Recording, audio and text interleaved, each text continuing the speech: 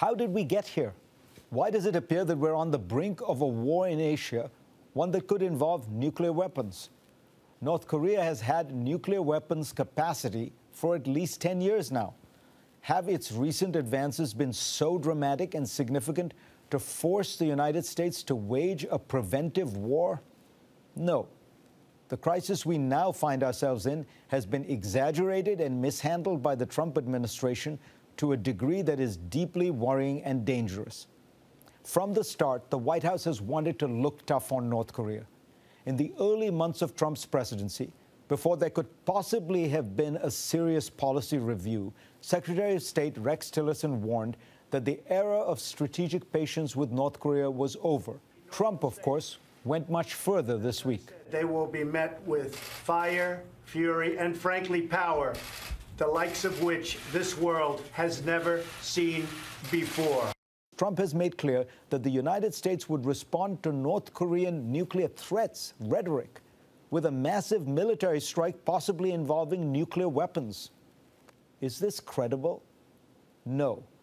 The United States is not going to launch a preventive nuclear war in Asia. Empty threats and loose rhetoric only cheapen American prestige and power, boxing in the administration for the future. So why do it? Because it's Trump's basic mode of action. For his entire life, Donald Trump has made grandiose promises and ominous threats and never delivered on either. When he was in business, he frequently threatened to sue news organizations, but the last time he apparently followed through was in 1984, over 30 years ago. In his political life, he has followed the same strategy.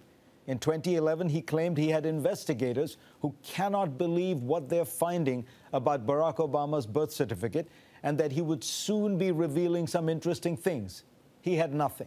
During the campaign, he vowed that he would label China a currency manipulator, move the embassy in Israel to Jerusalem, make Mexico pay for a border wall, initiate an investigation into Hillary Clinton. So far, nada. After being elected, he signaled to China that he might recognize Taiwan. Within weeks of taking office, he folded.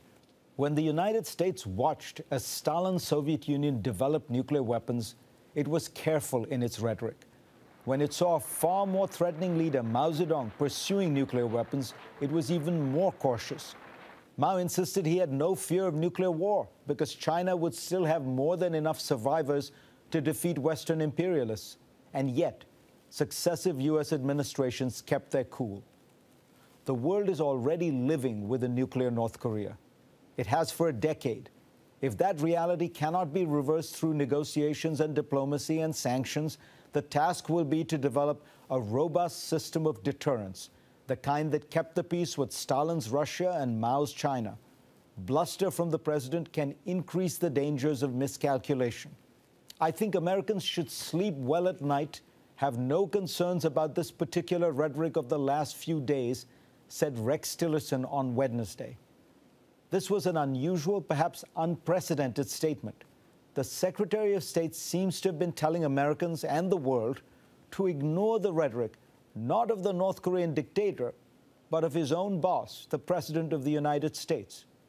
It is probably what Donald Trump's associates have done for him all his life.